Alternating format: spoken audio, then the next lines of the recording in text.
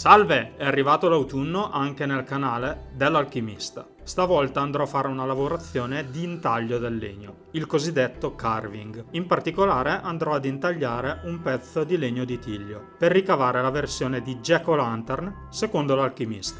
Durante la lavorazione racconterò la leggenda di Jack-o'-lantern, così non vi annoio troppo. Bene, sguainiamo le lame. La leggenda di Jack-o'-lantern ha origini irlandesi e questa è la sua storia. Stingy Jack pare fosse un fabbro di rara maestria e abilità, ma tanto era bravo nella sua arte, tanto gli piaceva bere e ubriacarsi, oltrepassando ogni limite. Una sera delle tante, ubriaco fradicio al pub, ebbe in visita il diavolo in persona. Più che certo che quella sera si sarebbe portato via l'anima di Jack, che bevuto oltre ogni immaginazione. Jack chiese al diavolo se prima di passare all'aldilà potesse fare un'ultima bevuta, anche se non gli era rimasto più un soldo. Così Satana disse: «Va bene, ultima bevuta sia», e si trasformò in una moneta. Il fabbro ubriaco, ma astuto come pochi, mise la moneta nella tasca in cui aveva una croce d'argento, così da impedire al diavolo di riprendere le proprie sembianze e imprigionarlo. Jack barattò la libertà del demonio, se egli per 10 anni non fosse più comparso per reclamare la sua anima, e così fece. Dopo 10 anni di bevute e vizi, il diavolo si ripresentò, certo che ora sarebbe riuscito a portare con sé l'anima di Jack.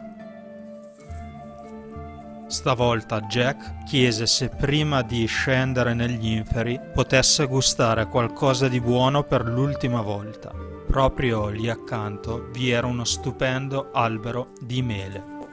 Così il demonio, ignaro che il fabbro stesse ancora tramando qualcosa, si arrampicò sull'albero per cogliere una mela.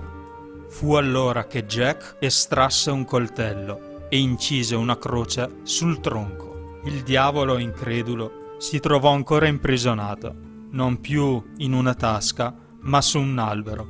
Jack, a questo punto, chiese al demonio di rendere la propria anima immune alla dannazione eterna e in cambio lo avrebbe liberato.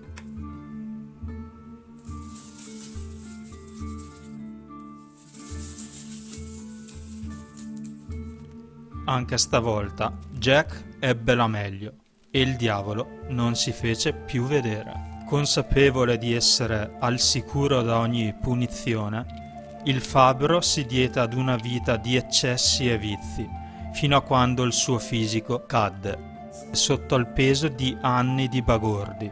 Morto, la sua anima si diresse verso il paradiso, dove però non venne accettato a causa della sua vita peccaminosa. Allora scese alle porte degli inferi, ma il diavolo mantenne la promessa, rifiutò la sua anima, come era stato pattuito anni prima.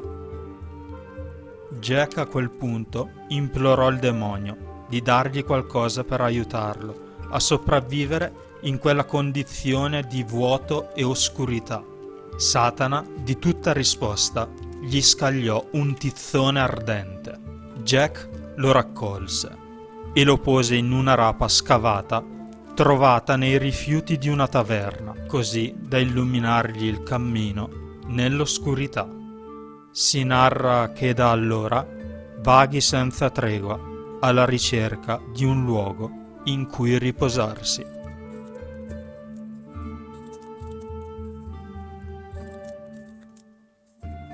Ok, spero che vi sia piaciuta. Se vi state chiedendo cosa c'entrano le rape, è perché prima della scoperta delle Americhe in Europa le zucche non c'erano, per cui l'usanza di intagliare la zucca è piuttosto recente.